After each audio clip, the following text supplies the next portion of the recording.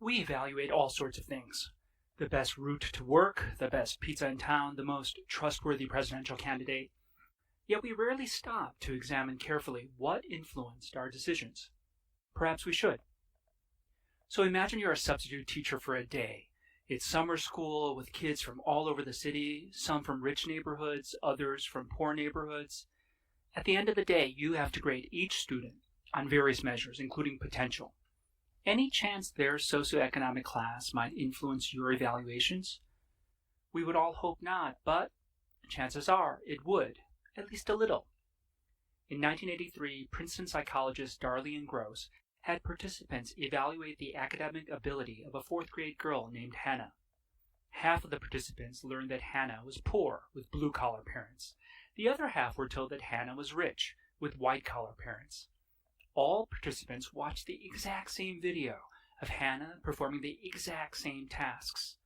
Darlene Gross anticipated that Hannah's socioeconomic status would influence how she was seen, and it did, to a significant degree, both statistically and practically.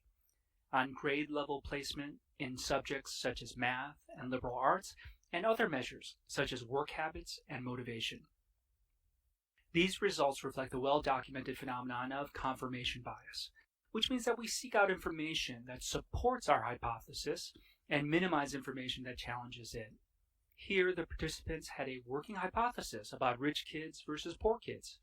Although they saw the same video, they interpreted the ambiguous information in ways that confirmed their prior beliefs.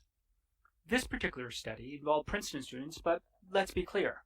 Everyone is susceptible to confirmation bias, which has been shown to affect financial advisors, doctors, corporate employees, and even jurors with no self-interest in the outcome.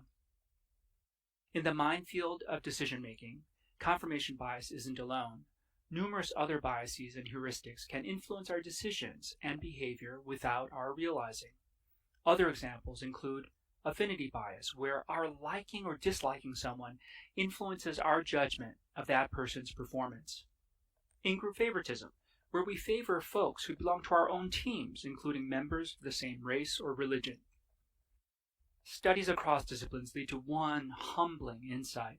Regardless of our expertise, education, or profession, we are all susceptible to automatic cognitive processes that throw our decision-making off course at least a little bit. This insight has spurred many areas of scholarship and disrupted long-standing assumptions about human thinking and behavior. We now know that as humans, we're hardwired to process the world through schemas and shortcuts. Generally, we should appreciate this aspect of our brains. We could never navigate the complex world around us without these shortcuts. The fact that we make use of them doesn't make us bad people. Then so what? If we all have biases, what's this have to do with equity, diversity, and inclusion? For me, it starts with the concept of equity, which means we're committed to playing a fair game, what I like to call a tournament of merit. In a genuine tournament of merit, the rules are simple. If two people provide the same performance, give them the same score. If two young scholars have the same talent, give them the same investment. Of course, we can't be blind to differences in resources, coaching, or opportunities provided in the recent past, but the basic idea of equity is simple and widely shared. Unfortunately, implementing even this limited conception of equity is harder than we think. We may be good decision makers, but evaluating folks on the merits is more challenging than we presume. What's worse, our biases and heuristics are unlikely to operate randomly in a way that washes out over time. Instead, they tend to disproportionately and systemically benefit certain groups and harm others. Worse, all this might happen without our realizing it through the operation of implicit stereotypes and attitudes that we don't even know we have. Decades of research have demonstrated that these implicit biases can cause us to discriminate based on social categories such as race, gender, and even age. Implicit biases operate automatically, without conscious direction or awareness, and even if we earnestly want to do the right thing, they threaten our commitment to a genuine tournament of merit. Thankfully, that's not the end of the story. We're not immune from implicit bias, but we can take steps to counter them. Curious? Our brains are extraordinary. Think your smartphone's fast? Turns out your brain is a far more advanced computational machine. We don't notice it, but our brains are constantly and automatically processing millions of stimuli every second. For example, if you see me walking down the street, through casual visual inspection, you instantly sort me into multiple social categories, such as male, middle-aged, and Asian. Once you've tagged me in this way, your brain automatically activates a cloud of information that you've come to associate with each of these categories over the course of your life. All of this happens without any conscious direction, effortlessly, while you're doing other things such as walking your dog, drinking your coffee, dodging cars, and checking your phone. How do our brains perform such complex tasks in real time? We can't possibly attend to each bit of data individually. Instead, we make sense of this fire hose of information by chunking our world through mental schemas.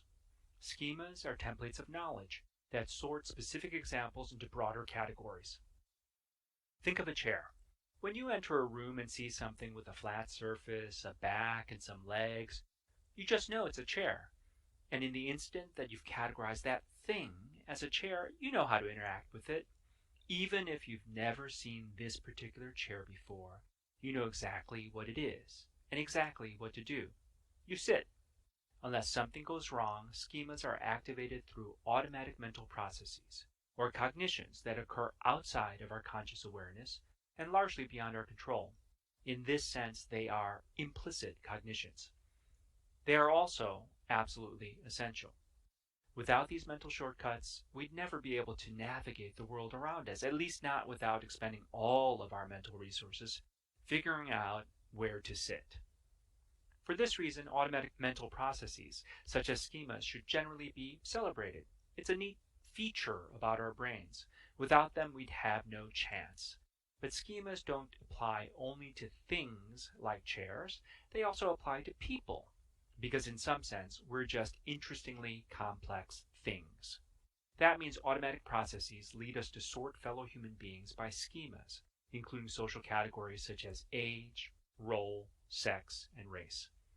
Here's where things get interesting. We might not care about automatically processing chairs, but automatically processing people? If we want to treat people fairly so that we can all compete in a genuine tournament of merit, might these automatic processes lead us astray? Getting curious? Skeptical? Anxious? To learn more, turn to the next video, Implicit Bias, Lesson 2, Attitudes and Stereotypes. This cloud of associations includes what social psychologists call attitudes and stereotypes.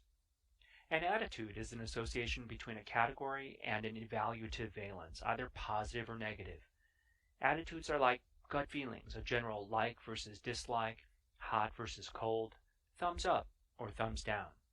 We hold attitudes about all sorts of things. For instance, you might have a negative attitude toward large rats, but a positive attitude toward plump hamsters.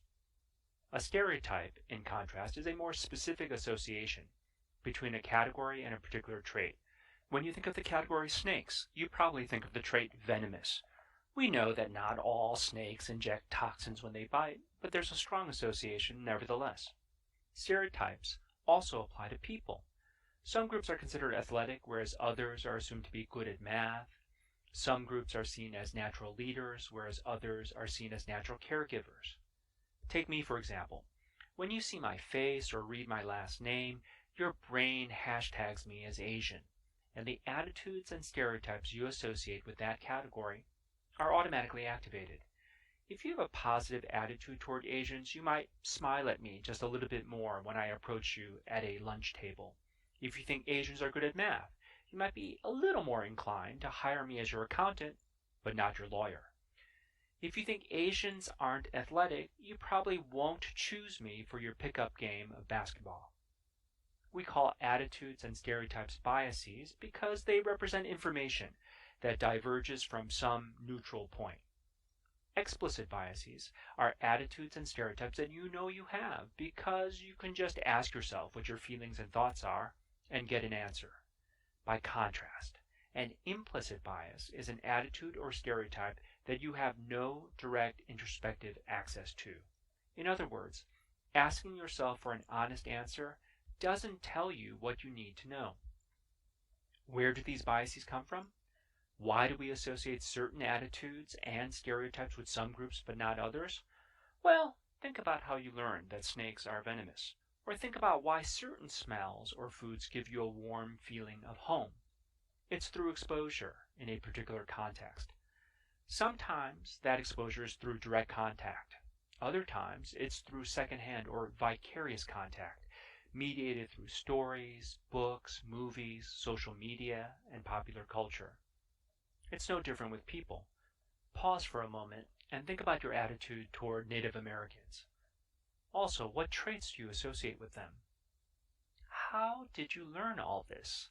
Was it through direct interaction? If it was more vicarious, how accurate and representative do you think those exposures were? Because we are aware of explicit bias, we're often mindful about checking them for accuracy, appropriateness, and fairness.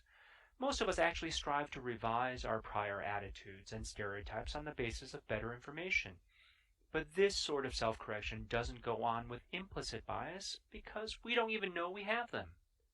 Unfortunately, there's increasing evidence that implicit biases, even though they operate invisibly, influence our actions and decisions in small but consequential ways.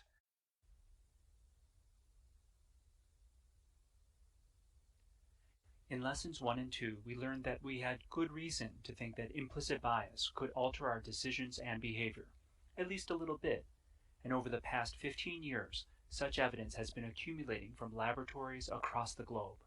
For instance, implicit bias has been found to predict which resumes get called back for interviews, more negative evaluations of ambiguous actions or performance by African Americans, more negative evaluations of confident, aggressive, and ambitious women in certain hiring conditions, how we read the friendliness of facial expressions, awkward body language in interview settings, indeed the greater likelihood that civilians will mistakenly shoot an unarmed African American as compared to an unarmed white individual in a video game simulation.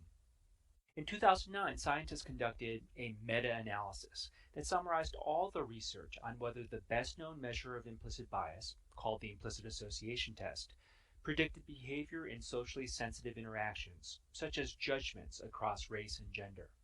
After examining over 120 reports involving nearly 15,000 subjects, they found a correlation of R equals 0.236 between implicit bias and behavior. Notably, implicit bias was a better predictor of discriminatory behavior than measures of explicit bias.